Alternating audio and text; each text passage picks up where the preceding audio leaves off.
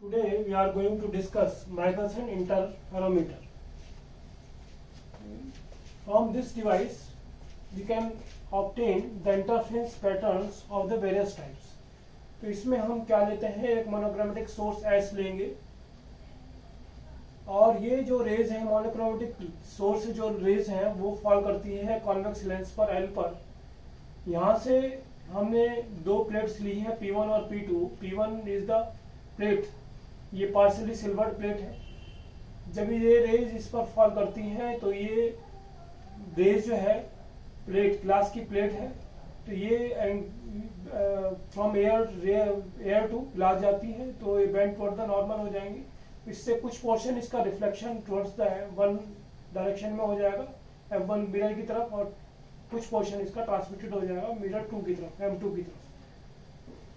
P2 is the another plate which is inclined at the 45 degree. P1 का भी inclination 45 degree है horizontal vertical से, और P2 का भी वर्टिकल से इंक्लिनेशन जो है 45 डिग्री है।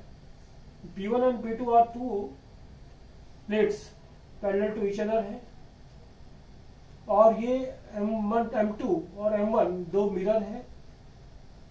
ये आर सिल्वर्ड है और फ्रॉम देयर फ्रंट सरफेसेस, यहाँ से फ्रंट सरफेसेस से सिल्वर्ड है। ये इसके स्क्रूज हैं जिनसे कि हम इसका ये एडजस्टमेंट कर सकते हैं मिरर M1 और M2 का। नाउ इस मोनोक्रोमेटिक स्लाइड से जो रेज फॉल करती है ऑन द प्लेट P1, इससे कुछ पोर्शन इसका रिफ्लेक्शन हो जाता है, कुछ पोर्शन इसका ट्रांसमिटेड हो जाता है। तो रिफ्लेक्शन वाला जो है वो टुवर्ड्स द मिरर M1 जाता है, और फिर उससे मिरर M1 से रिफ्लेक्शन होके फिर ये जाता है। तो ये जो है लाइट फ्रॉम 1 and 2, और ये इससे मिरर से जाके फिर आके ये दोबारा रिफ्लेक्ट होके आती है वापस। तो इससे हमारे पास जो है दोनों 1 and 2 रेज जो है वो इंटरफेयर करती हैं, और हमारे पास टेलीस्कोप में हमारे पास इंटरफेरेंस पैटर्न यानी कि फ्रिंजेस हमारे पास बनती है, दैट वी कैन सी। तो हमारे पास M1 M2 जो है वो are silvered on their front surfaces है। M1 and M2 are perpendicular to each other है। P1 and P2 plates are parallel to each other है। The surface of P1 towards P2, ये जो surface है towards P2 is partially silvered है। M2 dash जो है वो क्या है, इमेज है किसकी, M2 की है, ये बनती है यहाँ पर। तो ये हमारे पास M2 dash is the image of the M2 है। P2 is called the compensating plate कहलाती है। P2 has the same thickness of P1 to equalize the path as of P1, क्योंकि हमें पाथ जो है, अगर हम ये देखें खाली P1 लें तो P1 हमारे पास 2 टाइम्स रिफ्लेक्शन और ट्रांसमिशन होकर आ जाती है, जबकि हमारे पास 2 से सिंगल बार भी नहीं आती। तो P2 has the same thickness of P1 to equalize the path। to equalize the path के लिए हमें एक P2 प्लेट और लेनी पड़ेगी। यहाँ पर हमारे पास OM2 डैश जो है, ये OM2 डैश जो है वो OM2 के बराबर होगा। तो ये हमारे पास OM2 डैश जो है वो that will be equal to OM2। The regiment is equal to an air film, जो है हमारे पास ये M2 M1 और M2 डैश के बीच में जो गैप होगा वो एयर फिल्म का काम करेगा between the reflecting surface M1 और M2। एस डैश जो है हमारे पास, उसमें अगर देखें तो वर्चुअल इमेज है नेक्स्ट फिगर एस में। तो ये हमारे पास इसमें हमने बताया इस फिगर में कि हमारे पास S is the monochromatic source, इससे जो रेज है पैरेलल फॉल करती हैं plate P1 which is partially silvered, इससे रिफ्लेक्शन एंड ट्रांसमिटेड दोनों होता है।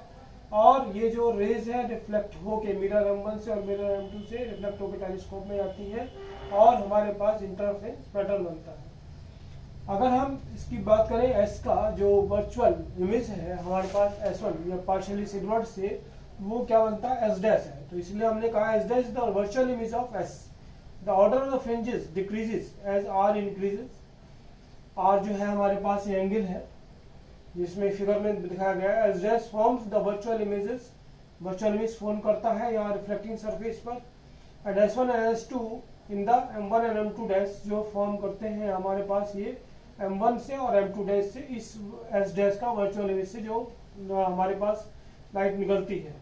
D is the separation between, ये हमारे पास M1 and M2, then the separation between S1 and S2 के बीच में जो सेपरेशन है वो 2D हो जाता है।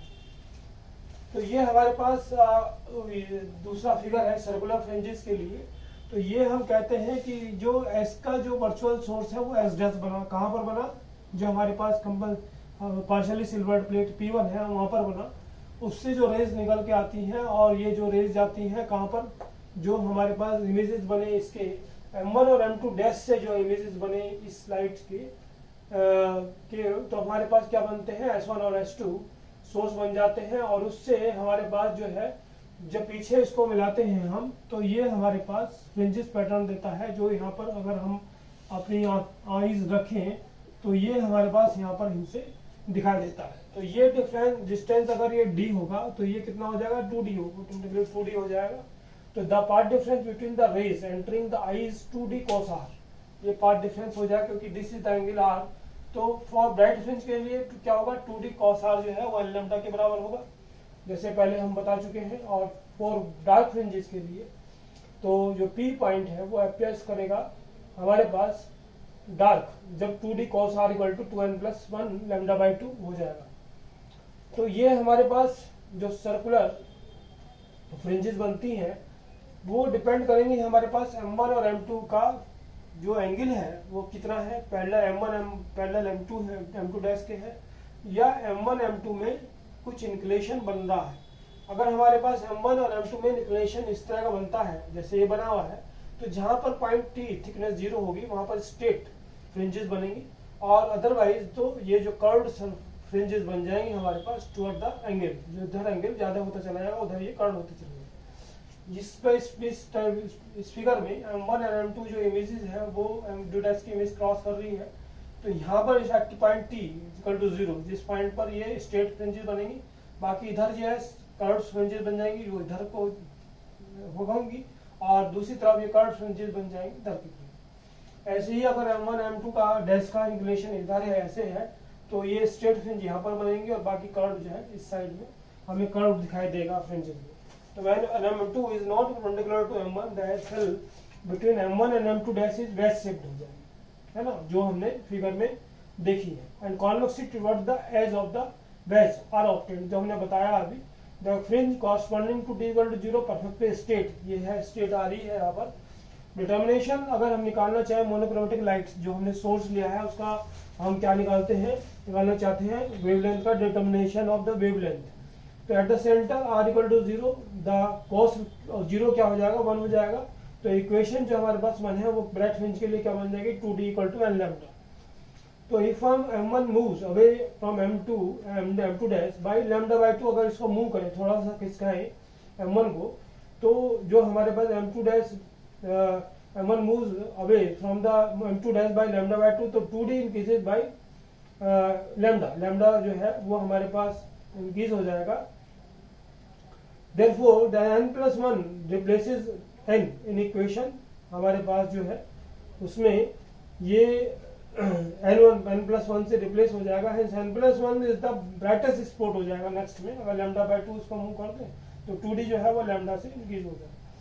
तो now appears at the center, thus each time M1 moves through a distance lambda by 2, next bright spot appears कहाँ करेगा, at the सेंटर पर करेगा, लैम्डा बाई 2 मूव करेंगे तो suppose M1 moves through a distance x, then capital N new fringes appear at the center of the field, जो capital N fringes बनती हैं वो हम काउंट कर सकते हैं।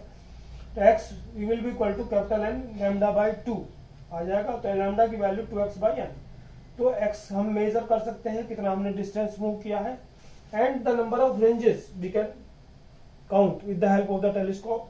सो दोनों वैल्यू हम इसमें पुट अप कर सकते हैं इक्वेशन 4 में। तो लैम्डा की वैल्यू यानी कि मोनोक्रोमेटिक वेवलेंथ जो सोर्स है हमारे पास, मोनोक्रोमेटिक सोर्स, उसकी जो वेवलेंथ है वो that we can find out from this experiment. So this is all about the Michelson interferometer. Thank you.